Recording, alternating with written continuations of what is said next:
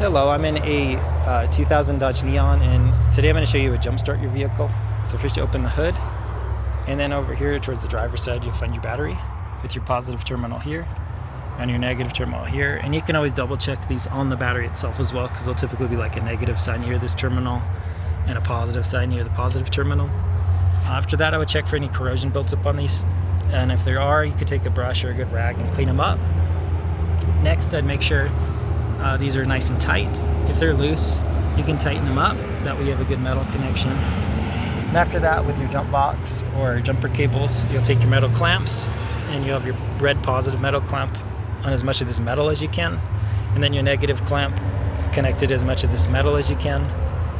And if you're leading to another vehicle with jumper cables, make sure that the vehicle is turned on and running with the motor running, and you want your positive leading directly to the positive on the other car and your negative directly to the negative on the other car. You want to make sure you don't cross them by mistake, just because that could cause significant damage to computer systems, fuses, things like that. But that said, when you have them connected with good metal connection for a few minutes or so, hopefully that's gotten you enough juice to get this started.